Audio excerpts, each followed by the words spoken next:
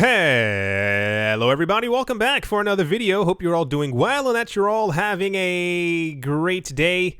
To start things off, the crypto market cap has lost over 10 billion US dollars in a day as Bitcoin dipped to 13,500 US dollars, and most altcoins, if not all of them, are in bright red. Bitcoin continues to struggle ever since it peaked at 14,100. The situation with altcoins is even worse, and the total market cap has dropped to around 390 billion US dollars. Crypto Potato reported over the weekend that the primary cryptocurrency Bitcoin spiked to a new 2020 high of around $14,000. The difference between this record and the previous one, registered in October, was that it surpassed the 2019 high as well. Consequently, Bitcoin reached its highest price tag since January 2018. It says, however, the bears interfered and didn't allow any further increases. Just the opposite. What? Bitcoin started to decline in value gradually. That's what bears... Okay. Yesterday alone, Bitcoin dropped from about 13,800 to around 13,250 in a few hours. Markets around the world are losing their minds right now. And I don't even mean that as a joke. They are completely all over the place. For those of you not looking at this screen, this one says DeFi tokens bleed out as crypto market correct. Bitcoin is currently down, I think, around like 0.5%. Depending on when you look at it, sometimes, I'm not joking, within the course of like an 8-minute period, the price was in green, and then it was in red, and then it was in green, then it was in red. While Bitcoin has dropped by not even a full percent, many altcoins are down anywhere from 7 to 15% right now. Bitcoin went up during the evening a tiny bit and then fell down a smidge. The altcoins completely collapsed as that was happening. This one says global stocks and U.S. futures climb as election day begins. I think a lot of people are very optimistic for this day to pass because apparently, historically, whenever there is a huge event like this, markets around the world are always very shaky because no one knows what the outcome is going to be. But apparently, historically, so saith the news, the day after is usually when we see like a bit of a euphoric rise because the uncertainty has left the window. We will know what is going to happen. Kind of saying it that way. Anyway, yeah, so our market's down, not by a lot, but it's down. Altcoins are, and other markets apparently around the world are also, you know, kind of 50-50. So by tomorrow, I told my friend this, we should see where the cryptocurrency market is going to be going. Next up, in rich news, people buying Bitcoin news, CNBC contributor and co-founder of Market Rebellion, Pete Najarian, admits that he was slow to take the leap into Bitcoin, but now he believes that the asset is going to get much bigger as it outperforms other markets. In an interview with CNBC host Melissa Lee, Najarian says Bitcoin is on fire as more people and institutions become comfortable with Bitcoin.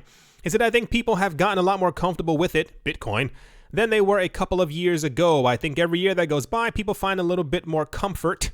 Obviously, the Jamie Dimons of the world, so many others that weren't involved initially have, so they were, stop it, almost cursed. They've been into crypto since 2012 to 2014. All these people, before Bitcoin was even really a thing, before we even got to 2017, these people were bad-mouthing Bitcoin, which made no sense because Bitcoin was like at $35. Why would they be bad-mouthing something that billions of other people around the world didn't know about? They were so paranoid that other people would catch on that they made themselves go onto the news and like talked bad about this thing that people weren't even into. They've been into this thing for a very long time, whether Mr. Najarian knows that or not. He said, and so I think going forward, this is going to be something much bigger. I don't know what gave it away. I really don't. Maybe it was the banks or the institutions getting into it. I'm not really sure. He said, I'm getting a little bit more into myself. Okay. My brother John has been into it for multiple years, but I think this is something that we're all adapting to slowly, but we are adapting to it. Okay, anyway, I don't want to read any more of that because I get frustrated that something that we, me, you, us, have known about for years, these people find it out and they go, wow, this thing is amazing. I'm tired of bad-mouthing it. Actually, I think I'm going to start buying a whole bunch of it and try and control the market. It's just nonsense. Every single one, every single rich person at some point has said something negative about Bitcoin. And then they've all gotten into Bitcoin and they have this huge story like, well, I was having dinner with a couple of friends and they told me about this really cool, amazing thing called Bitcoin. And I was like, what is that? And I started using it and now I own $500 million of it. It's like, it's always the exact same story. This was very popular. I once again assume it's because it's a rich person talking about themselves getting into Bitcoin. They're all into Bitcoin. There's not one person on the planet who is remotely into finance or has a lot of money who does not know the name Bitcoin and probably does not even own some sort of Bitcoin, whether directly or indirectly. Anyway, we will keep getting news like this. Always, because there will always be some rich person who goes, well, I heard about it 3 years ago. Now I decided to get into it and I got in at a really good price. I managed to buy Bitcoin at 85,000. Thank goodness I got in at that price. It'll continue happening until Bitcoin hits 100 million and then, yada, yada, yada, yada, yada, yada. Next up, also in super popular news, but it shouldn't be that popular at all because it's very obvious this was going to happen. Hong Kong Securities and Futures Commission, or the SFC, will mandate the regulations of all cryptocurrency trading platforms operating in its jurisdiction. Gasp. The confirmation comes from Ashley Alder, CEO of the Hong Kong Securities Watchdog, while he was speaking at the FinTech Week event on Tuesday. The move is an extension of the crypto regulatory framework introduced by the Hong Kong regulator in November of last year. However, these rules are kept as opt-in, meaning it is the choice of digital asset exchanges to apply for a license and follow the regulations. They said this is a significant limitation, as under the current legislative framework, if a platform operator is really determined to operate completely off of the regulatory radar, it can do so simply by ensuring that its traded crypto assets are not within the legal definition of a security. It is noted that the major exchange, so basically they're now implementing cryptocurrency regulations. Did anyone think that this wasn't going to happen? And I'll give you this hint as well. If you pay attention from the top down, I don't think people will get that reference, especially... Look at where Hong Kong is and look at what's above them. There we go. They are receiving orders from the top to start doing this as well. And I assume we are going to hear, I give it less than a year, news that Hong Kong is going to start testing and or using the central bank digital currency of a very close country to them. And then eventually all other cryptocurrencies will either be banned, restricted, or simply under some type of regulatory control that we can't even possibly begin to imagine at the moment. Very popular news. Not really sure why, because we knew this was going to happen. In a world where governments don't like you sending more than $1,000 of your own money, one can only assume if everything is going to be digital, they probably want to have complete and utter control over everything, which is the news that we've been getting every single day by countries who are constantly making their own central bank digital currencies. Pay attention, because I'm telling you this is all going to happen. It's just too obvious at this point. Everything is so... There's never like an in-between anymore. There's never like a, well, that may happen. No, it's clearly going to happen. So, yeah. Regulations coming to Hong Kong. No one should be surprised at all. And let's move on. Also, in confusingly popular news, Binance has announced a new feature on Binance Earn today, dubbed BNB Vault, and I think BNB is Binance Coin, unless I'm mistaken. The new feature combines multiple Binance products to maximize the income potential of Binance users. BNB Vault is an integrated product that combines multiple income benefits of Binance Smart Chain, DeFi staking, launch pool savings, and many other products through one interface to make it easy and flexible for its users. The single function feature now allows the Binance Coin community to access everything on Binance Earn. In an official press release, the exchange mentioned that the Binance Coin Vault will allow users to earn an estimated annual percentage yield of 5 to 10%. The new feature helps Binance users to place their Binance Coin for yields in one place to maximize the earning potential. It is also helpful for those who may be unsure about which Binance Earn products to use. I think it's meant to be simple, but it's probably going to confuse a lot of people. I expect as well that we are going to hear something like this from Coinbase relatively soon. They're all just trying to consolidate their products because they all have too many products. They're all doing too many things, especially Binance. Binance is doing everything and then everything. It's too much. I think a lot of the projects and products that have been launched, no one's really using them because they're just far too many. I think it has to be simplified, and this is what I assume Binance Coin Vault is going to be for. It just needs to be a way where people can have their money on a platform. Like, nobody wants to put it into something and then to create a new coin and then take that coin and then create something else and to put that into another staking platform that then gives them another coin, which is then the collateral for the...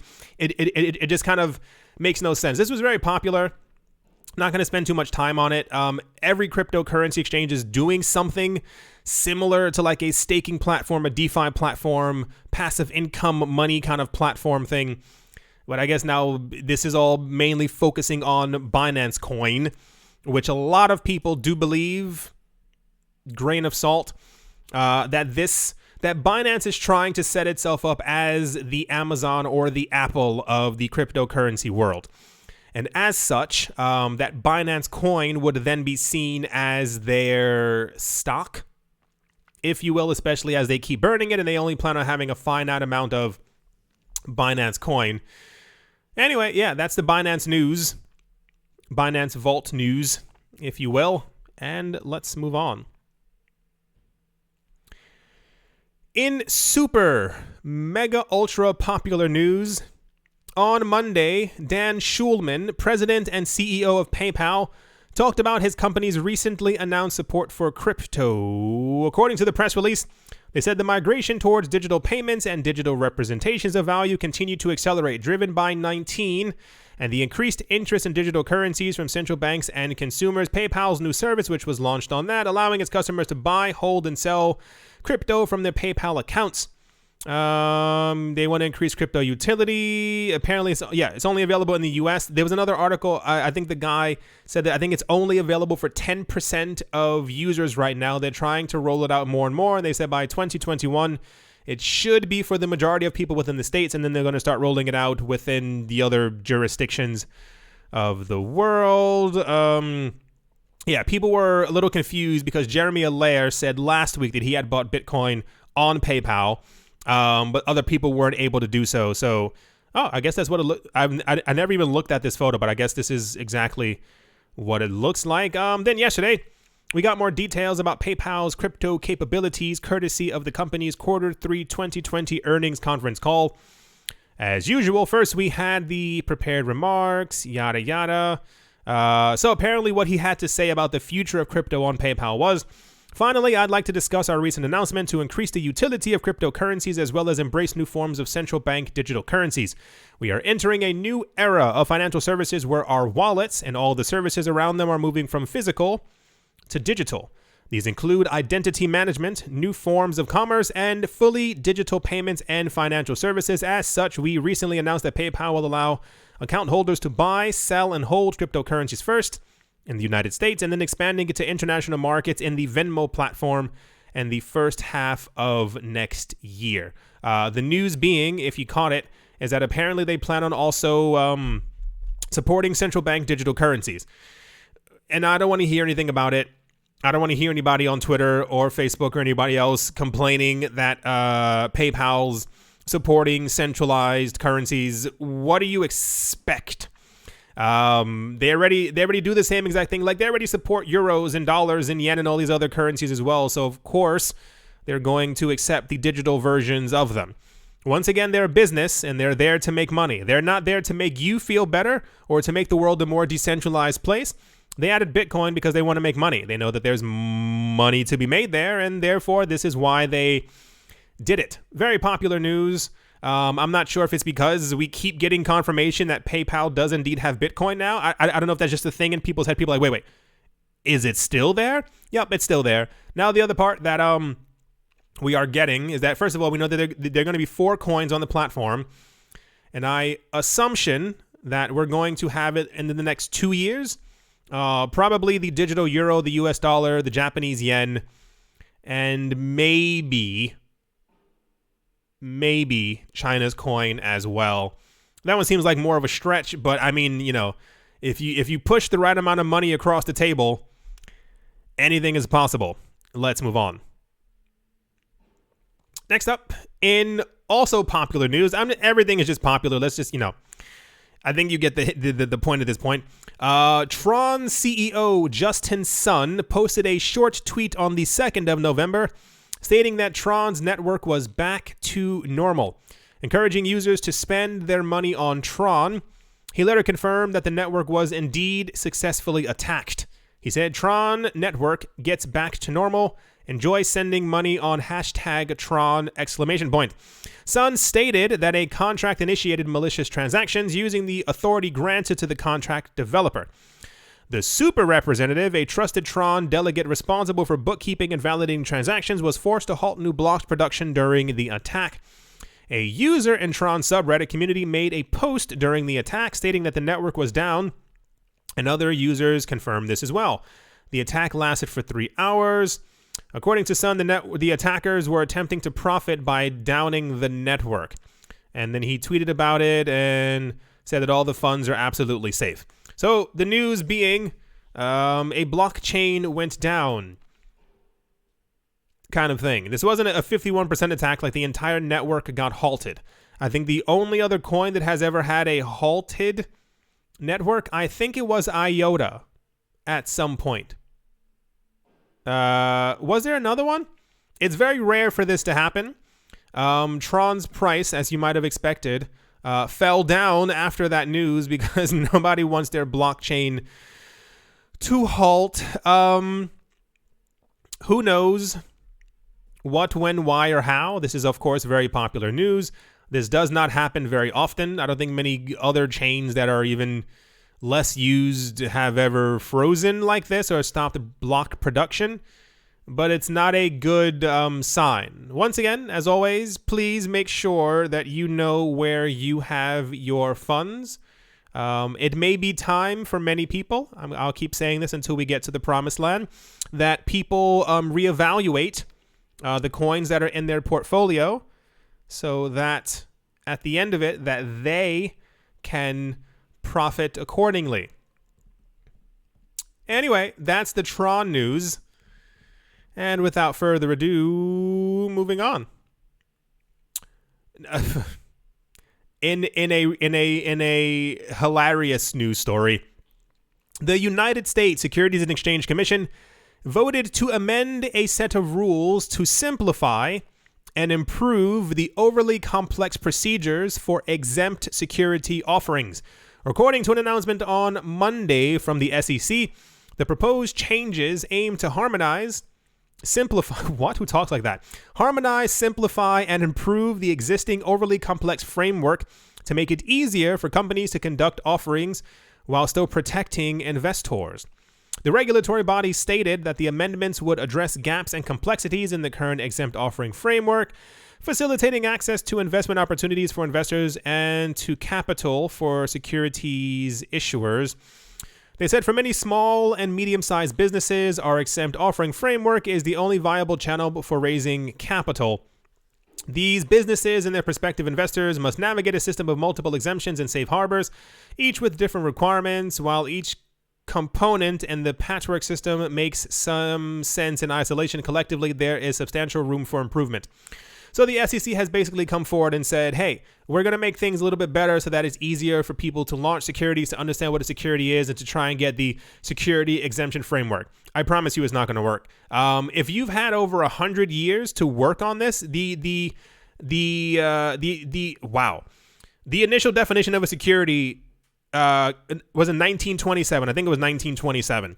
these things won't be amended. If anything, they're going to be more complicated. And if there is any type of simplification, it's still going to confuse people, because it should be something that, like, you should be able to read it and simply go, wow, that is definitely a security. Like, if you look at an orange, you don't go, is that a pear? No. It's definitely a mango. Like, it should be so blatantly clear as to exactly what it is. But of course, over the years, if you've ever looked at something when it comes to the actual how taxes work in a lot of different countries and how the tax codes were created, it's a nightmare. This is why taxes are so horrible and people don't like doing them, because every single time that's either someone gets into power or someone has some type of influence over something, they add on a little piece onto it. And then eventually you get this just hot garbage mess. And this is exactly what the SEC basically has on their hands right now. I could also assume that this was probably also done because they're realizing that a lot of people have been cryptocurrency companies, and I assume even other companies in general have probably just left the US to go somewhere else where they don't have to deal with all of these things. Like, imagine right now, in 2015, you created a company. 2017, someone goes, what you're selling might be a security. It's 2020, it's 3 years later, and you still don't have an answer. But other countries who you've never even been to are giving you paperwork and saying, hey, yeah, our framework, it says that you're not a security. Automatically, bam, you can do whatever you want. So I assume, well, first of all, this has to do with money. They're trying to make it easier for businesses, but it won't work. It'll be just as convoluted as before. And the even crazier part is that if this does actually apply directly to the cryptocurrency space, this is why we have DeFi. Not to sound like defiant or like, yeah, we can do it, but it's more like a DeFi has opened the Pandora box, if you kind of want to say that, in terms of people are going to figure out ways to make things more decentralized, so that even if they are deemed securities, whose door do you knock on to tell them that they're in trouble? No one. It's just not going to work that way. Anyway, good job, SEC. I hope it works out. I know that it won't. And further ado and all that stuff, and moving on and all that stuff. Same story. It says USA votes to amend complex securities. Stop. We all know it's not going to happen. And to finish things off, South Korea's financial regulator is flexing its muscles with a series of new amendments to forthcoming crypto regulations, with AML provisions and a ban on privacy coin trading on Monday, per FN News and ZDNet Korea, as well as PaxNet, the Regulatory Financial Services Commission's Financial Intelligence Unit. Why is it so long? A specialist AML team unveiled a detailed set of regulations to be put in force when the nation's first crypto-specific legislation promulgates in March of next year. In a blow for privacy coin operators, coins like ZCash and Monero will be officially banned under the new rulings, as the FIU vowed to eliminate all forms of anonymity in domestic crypto trading. I wonder why governments wouldn't want you to be able to do what you want with your money at any time. I can't really figure it out. Whatever, shrug. Of course this was going to happen. This is happening all over the place. For those of you who are still here who might remember, people were asking me in 2018 and 2019 why I didn't have Zcash, Monero, or Dash in my portfolio. These were super popular coins and they seem super strong. Everyone's using them all over the internet. Why are they not part of your portfolio? Bam, here we go. Got to it. Governments don't like these coins, and I'd rather not have them mess with my money or have coins that I know that they're simply going to ban at some point in the near future. So once again, reevaluate your portfolio. I think these coins will continue to be used behind the scenes, if you get what I'm saying, for their intended purpose. However, if your goal is to make money and eventually cash out of these coins, like imagine trying to cash out of Dash, Monero, or Zcash, and someone's like, hey, you made $1 million off of a coin that's not legal. How would you do it? I don't think anybody wants that trouble, so just make sure that you're following the rules. Anyway, I think every major country around the world who's into crypto, we've had the news from, has banned these coins. see where this is going, especially as they continue trying to make sure that their central bank digital currency coins are going to be used, or if not the only coin that's going to be used as we move forward. As always, see, Bitcoin's doing that really weird thing. As always, a very special thank you to my Patreon supporters. Professor Wally from Gunbite University, Snacky Chan, Tolik Banan, Auspicious Agile and Blockchain, Decentralized Peter, Navarro Williams, David James, Attila the Han, Yasha Harari, Oscar Montanaro, Utopia 569, Moonman High, XRP, Joshua Vineyard, Martin Stoyo, Nostromo, John Sarson, The Animal Reader, Bibliophobia, Todd Mullis, Adam Graysick, Moher Maroni, Master Ventures in Thailand, Jared Schneider, Wise Night Owl, 242 to the World, Bankroll, Network Crypto Artist, Coldy 3D, Damien, Setsuna, Anthony Charles, Nick Mangelavoti, Paxis, Vlad the Impaler, Richie Rich 3, Minting Coin, Jeremy Fox, Jim Garner, Miller His Chest Every Day and Kyle Skips Leg Day, Arfmedic 17, Anytime Fitness, Monk's Corner Staff, Bodie McBoatface, Yes to Crypto, Bolero Bastos, Crayola Michelle, URL, On Crypto with Lionel, Tigara Macho Nisa, and Bake Me a Cake. Thank you all very, very much for your support. Thank you to everyone who is a member of the channel. And thank you to everyone who is a clicker of affiliate links and who's just still here supporting through all of this madness. At the moment, Bitcoin is up by 0.23%. See, this is you see all this?